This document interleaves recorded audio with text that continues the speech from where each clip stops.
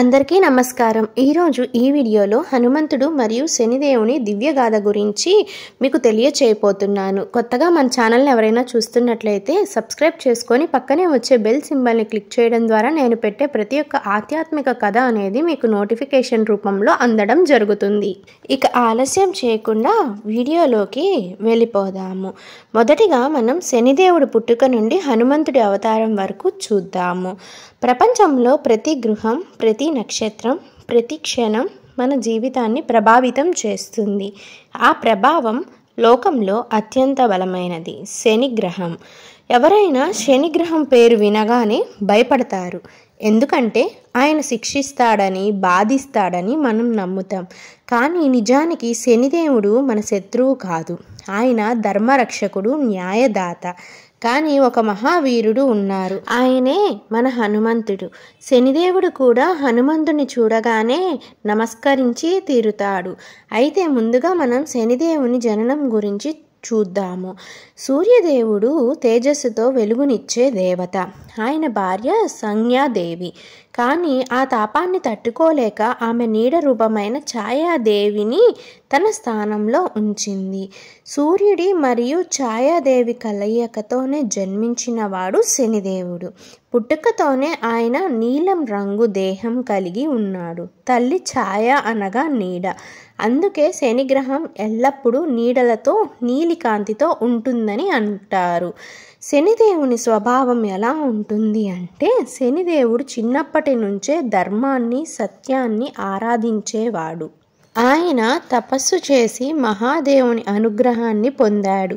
శివుడు అన్నాడు, నీకు నా దృష్టి శక్తి ఇస్తాను, నీ దృష్టి పడిన వారికి వారి కర్మ ఫలితం దప్పదు। అప్పటి నుండి శనిదేవుని దృష్టి చాలా బలమైంది। ధర్మరాజు యముడు మృత్యుప్రదాత అయితే శనిదేవుడు కర్మఫలదాత। అయితే ఒకసారి సూర్యదేవుడు తన కుమారుడు శనిని చిన్న చూపు చూశాడు। నీ ముఖం నీలం, నీ శరీరం అంధకారమైందే అని అన్నాడు। శనిదేవుడు ఆవేదనతో తపస్సు చేశాడు। ఆయన తపస్సు ఫలంగా బ్రహ్మదేవుడు ప్రత్యక్షమయ్యాడు। నీ తపస్సు వల్ల నీ దృష్టి న్యాయంగా పనిచేస్తుంది, నీ చూపు చెడుపై మాత్రమే దండన చేస్తుంది అని వరం ఇచ్చాడు।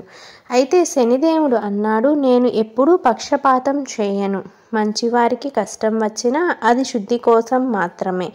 అందుకే ఆయన్ని కర్మశుద్ధికర్త అని కూడా పిలుస్తారు।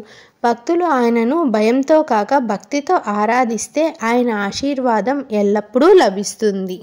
ఇప్పుడు మనం హనుమంతుడి జననం వైపు వెళ్దాము। కిష్కింధలో అంజనాదేవి అనే అప్సరస ఒకసారి శాపం వల్ల వానర రూపం పొందింది। ఆమె పరమశివుడి తపస్సు చేసుకుంది, నాకు శివుని రూపంలో పుత్రుడు కావాలి అని కోరింది। శివుడు ఆశీర్వదించాడు, వాయుదేవుని ద్వారా నా అంశ నీకు పుత్రుడిగా జన్మిస్తాడు అనే వరాన్ని ఇచ్చారు। ఒకరోజు అంజనాదేవి వాయువును పిలిచి గర్భవతిగా మారింది। అలా పుట్టినవాడే వాయుపుత్రుడు మన హనుమంతుడు। హనుమంతుడు చిన్నప్పుడు అద్భుతమైన శక్తులను చూపించాడు। సూర్యుడిని పండుగ భావించి ఎగిరి వెళ్ళి తినడానికి ప్రయత్నించాడు, దాంతో సూర్యగ్రహణం అనేది ఏర్పడింది। ఇంద్రుడు వజ్రాయుధంతో దెబ్బ కొట్టాడు, హనుమంతుడు కింద పడ్డాడు। వాయుదేవుడి కోపంతో ప్రపంచానికి గాలి ఇవ్వలేదు, అందువల్ల దేవతలు విచారం చెందారు। బ్రహ్మ, శివ, ఇంద్ర, సూర్యుడు అందరూ వరాలు ఇచ్చారు। హనుమంతుడు శక్తి, జ్ఞానం, భక్తి, ధైర్యం అన్నీ పొందాడు।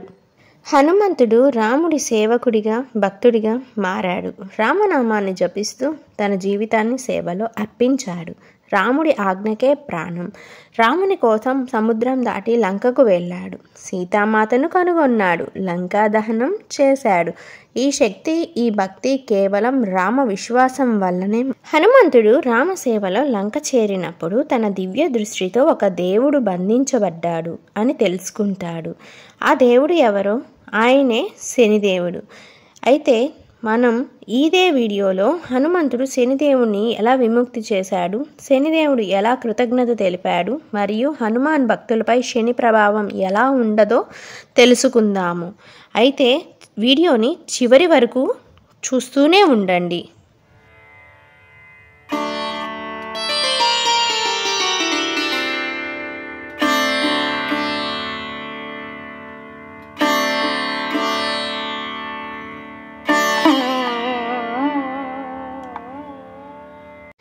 అయితే ఇప్పుడు మనం హనుమంతుడు శనిదేవుని రక్షించిన గాథ గురించి చెప్పుకుందాము. లంకలో ఒక అద్భుతం జరిగింది. దాని గురించి ఇప్పుడు తెలుసుకుందాం. హనుమంతుడు లంకలో అడుగుపెట్టాడు. సీతామాతను కనుగొనడానికి ఎక్కడెక్కడో వెతుకుతున్నాడు. అక్కడ ఆయన కంటికి ఒక అసాధారణ దృశ్యం అనేది కనపడింది. ఒక చీకటి గుహలో ఒక దేవత బంధించబడి ఉన్నాడు. ఆ చుట్టూ అగ్నిజ్వాలలు, పాతాళ తలుపులు, యమదూతల కంఠాలు. హనుమంతుడు ప్రశాంతంగా అడిగాడు, ఎవరు మీరు? ఈ స్థితిలో ఎందుకు ఉన్నారు అని. ఆ స్వరం గంభీరంగా వినిపించింది. వాయుపుత్ర హనుమంత, నేను శనిదేవుణ్ణి. ఇక్కడ రావణుడు నన్ను బంధించి ఉన్నాడు అని. అయితే శనిదేవుణ్ణి బంధనం ఎలా చేశాడు అనేది తెలుసుకుందాం. రావణుడు తన జాతకంలో శని ప్రభావం వస్తుందని తెలిసి తన రాజ్యానికి కీడు కలగకూడదని శని గ్రహాన్ని బంధించి ఉంచాడు. శనిదేవుడు తపస్సులో ఉన్నప్పటికీ తన కర్మబంధంతో బయటకు రావడం సాధ్యం అవలేదు. హనుమంతుడు శనిదేవుని మాటలు విని తక్షణమే రాముని పేరును జపించాడు. రామ రామ రామ అని గర్జించాడు. ఆ గర్జనతో గుహ మొత్తం ప్రకాశించింది. రావణుడి మాంత్రిక తాళాలు విరిగిపోయాయి. శనిదేవుడు విముక్తిని పొందుతాడు. అయితే శనిదేవుడు హనుమంతునికి కృతజ్ఞత తెలుపుతాడు. శనిదేవుడు ఆనంద బాష్పాలతో హనుమంతుడికి నమస్కరించి, హనుమంత, నేను అనేక యుగాలుగా బంధించబడ్డాను. నీ కరుణ వల్లే ఇప్పుడు స్వేచ్ఛను పొందాను. అయితే శనిదేవుడు అంటాడు, నిన్ను చూసిన వారికి నా దృష్టి ఎప్పటికీ చెడు ఫలితాన్ని ఇవ్వదు అని. హనుమంతుడు వినయంగా అన్నాడు, ప్రభు, నా భక్తులకు ఎప్పుడూ శనిదోషం కలగకూడదు అని. శనిదేవుడు ఆశీర్వదించాడు. హనుమాన్ భక్తులు నా సాడే సత్ అష్టమ శని ఏలినాటి దోషాల నుండి ఖచ్చితంగా విముక్తులవుతారు అని. శని దృష్టి పరీక్ష ఎలా ఉంటుంది అనేది చూద్దాము. శనిదేవుడు అన్నాడు, హనుమంత, నీ భక్తి శక్తిని నేను స్వయంగా పరీక్షించాలనుకుంటున్నాను. అతను తన దృష్టిని హనుమంతుడిపై కేంద్రీకరించాడు.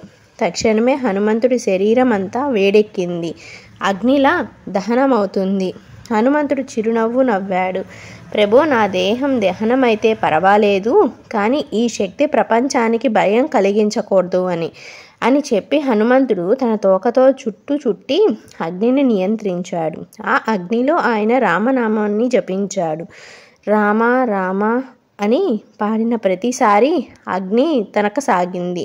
శనిదేవుడు ఆశ్చర్యపోయాడు. శనిదేవుడు హనుమంతుడికి నమస్కరించి అన్నాడు, నీ భక్తి అనన్యమైనది, నీ సేవే పరమధర్మం.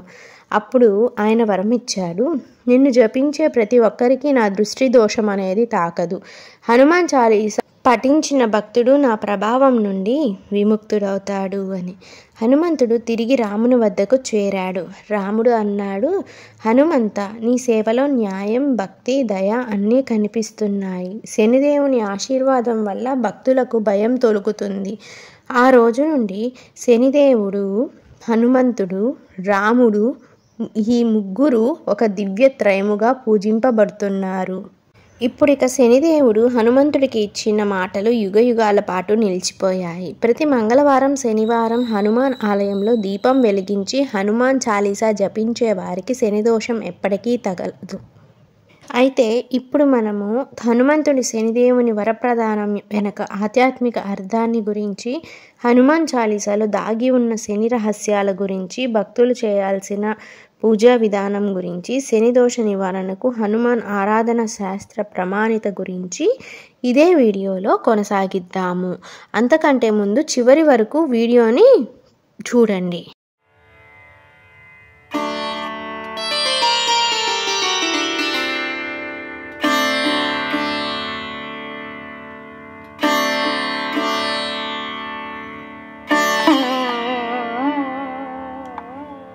ఇప్పుడు మనం తెలుసుకోబోతున్నాం శనిదేవుడు హనుమంతుడికి ఇచ్చిన వరప్రదానం. హనుమాన్ చాలీసాలో దాగి ఉన్న శని రహస్యాలు మరియు భక్తులు పాటించాల్సిన శని హనుమాన్ పూజా విధానం.